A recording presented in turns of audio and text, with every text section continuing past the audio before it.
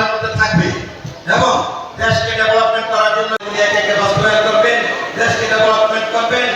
ইতিমধ্যে খাল কাটা এটার আসল শিক্ষা, এই শিক্ষাটি আজকে হচ্ছে মহিলা এবং যাদের সদস্য 4 থেকে 5 জন থাকবে তাদেরকে সুরক্ষা আজকে আপনাদেরকে সবাইকে আমার বাঞ্ছারামপুর বিএনপির পক্ষ থেকে মহোদয়কে অভিনন্দন জানিয়ে জোরে করতে আহ্বান করছি। এই ফ্যামিলি কার্ড আপনারা ইতিমধ্যে শুনেছেন, তারপর আবার বলি, বাংলাদেশে ধরে নেওয়া হচ্ছে প্রায় 4 কোটি, অন্তত পক্ষে 4 কোটি পরিবার আছে, তার চেয়ে বেশি আছে। মাননীয় প্রধানমন্ত্রী তারেক রহমান এটাকে বলছিলেন এটা সর্বজনীন কার্ড হবে, মানে সবাই এই কার্ড পাবে। তবে আমাদের সম্পদের সীমাবদ্ধতা আছে,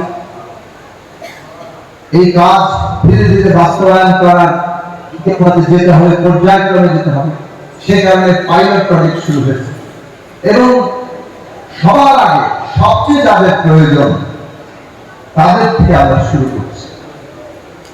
সেই কারণে কতগুলো মানদণ্ড ঠিক করা হয়েছে এবং পাইলট প্রজেক্ট সরকারের একটা নিয়ম, অর্থাৎ ছোট আকারে শুরু করে সেটা বাস্তবায়ন করো, সেখানে যদি কোনো ভুল ত্রুটি থাকে সেটা শুধরে নাও এবং তারপর সারা দেশে সেটা বাস্তবায়ন করো। সেই হিসাবে 14টি উপজেলা, 14টি ওয়ার্ডে এই পাইলট প্রজেক্ট শুরু হয়েছে।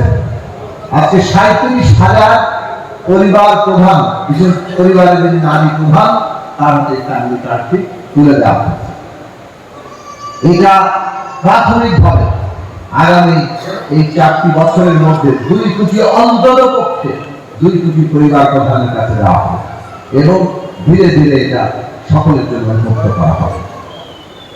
আজকে বাংলাদেশে ইতিমধ্যে ফ্যামিলি কার্ডের সমস্ত টাকা তাদের ব্যাংক অ্যাকাউন্টে চলে গেছে। আপনাদের ব্যাংক অ্যাকাউন্টে ফ্যামিলি কার্ডের টাকা চলে গেছে এবং এটা মনে রাখবেন, এখানে দুর্নীতির কোনো সুযোগই নেই। এইটার যে নির্বাচন প্রক্রিয়া, সেই নির্বাচন প্রক্রিয়া যেহেতু আমরা ধীরে ধীরে পর্যায়ক্রমে সবার কাছে এটা যাবে, কাজেই এখানে দুর্নীতির কোনো জায়গা নেই।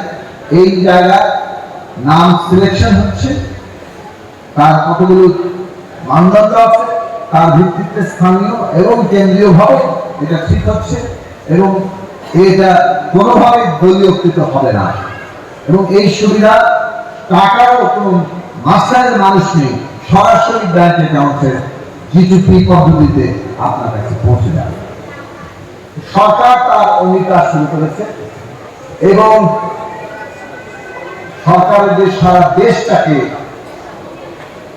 স্বাবলম্বী করার, অর্থনৈতিক দিক থেকে একটা অগ্রগতির মধ্য দিয়ে বাংলাদেশকে বিশ্বের বুকে একটা অর্থনৈতিক এবং সামাজিক সাংস্কৃতিক ভাবে একটা মর্যাদাপূর্ণ দেশ হিসেবে প্রতিষ্ঠা করার যে অঙ্গীকার, সেই অঙ্গীকার সরকার চালিয়ে যাচ্ছে।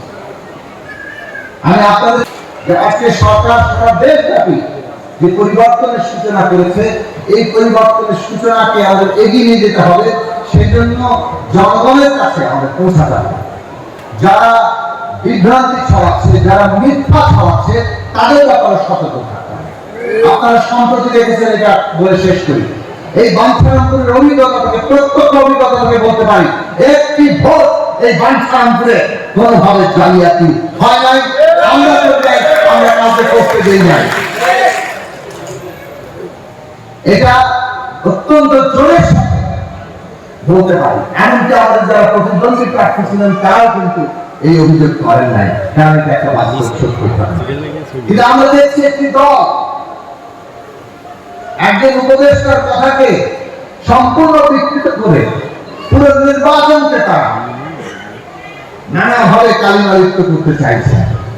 শুধু পরিষ্কার করে বলবে এটা রাজনৈতিক দেউলিয়াত্ব, পুরনো বন্দোবস্তের রাজনীতি। কাজেই আগাম ইচ্ছা আমি আমার কথা বাড়াবো না, এইটুকু বলবো, বাংলাদেশের শহীদের রক্তের দিনে আমরা আবদ্ধ। জনগণের স্বার্থ ভিত্তিক কাজ করে এই দেশে আগামী দিনে রাজনীতি করতে হবে।